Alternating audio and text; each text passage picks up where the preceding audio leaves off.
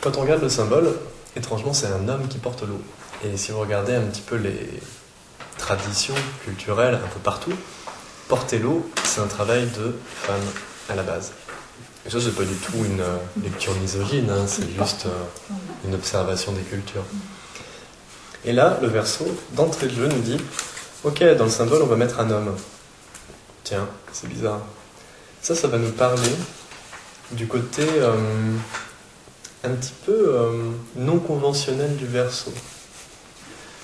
Le verso aime choquer pour faire avancer. Là, je fais une petite parenthèse. Quand on parle du verso, à première vue, on parle d'un truc abstrait, on parle d'une connaissance. Mais dites-vous bien que pendant la période du verso, vous allez être confronté à ces énergies-là. Et juste avec cette phrase, le verso aime choquer pour faire avancer. Avez-vous reçu vous-même des chocs qui font avancer? Ça n'est pas.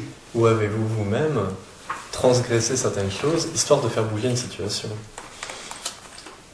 C'est comme ça qu'il faut, de temps en temps, quand on écoute ce qui est dit sur le verso, pour pas que ça reste une connaissance stérile, essayer de la mettre en parallèle avec ce qu'on a pu vivre ou ce qui a été vécu récemment.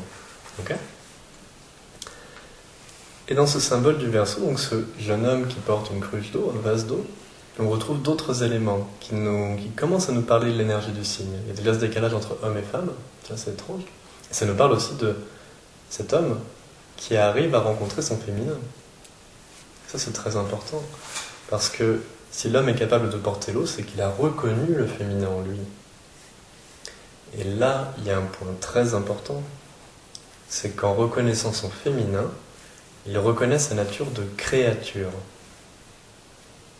Créature, qu'on met en parallèle avec créateur, le créateur étant archétypalement parlant yang, donc masculin, et la créature yin, donc féminine.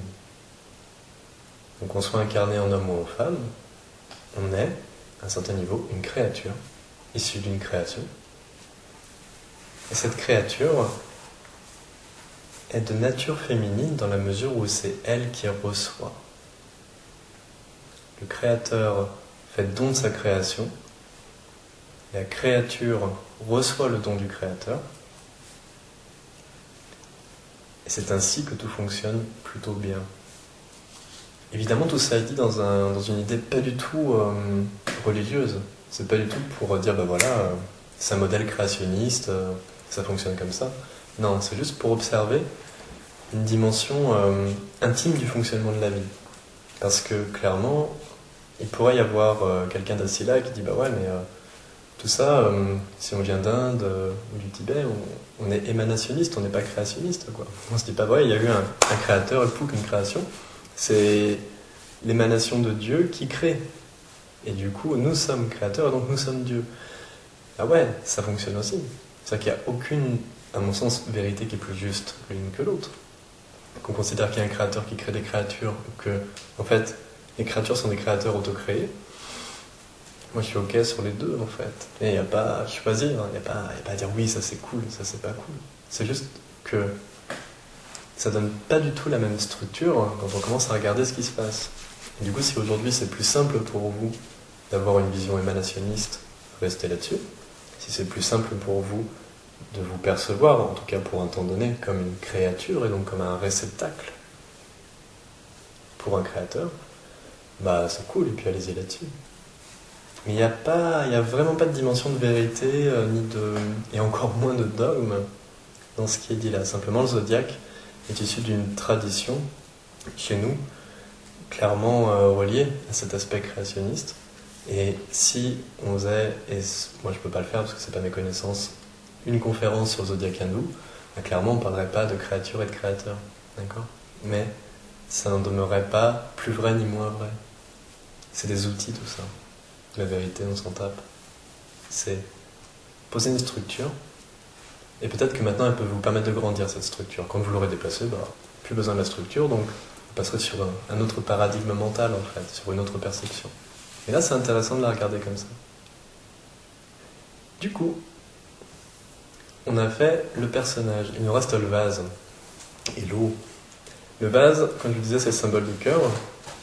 Le principe d'un vase, c'est que si vous le remplissez et que vous ne le videz pas, et que vous essayez de continuer à le remplir en forçant un peu, qu'est-ce qui va se passer? Le vase va se briser, va se fêler. C'est exactement comme votre cœur physique. Votre cœur physique pompe du sang, il se remplit, il se vide, il se remplit et il se vide. Et s'il faisait que se remplir, votre cœur éclaterait. Captez le truc. C'est que tout ça vous parle de la grande circulation du donner-recevoir. Et en phrase d'introduction, je vous disais, maintenant que nous avons reçu, c'est l'heure de redistribuer, de rediffuser, de rendre, de partager, on va dire, avec ceux qui nous entourent.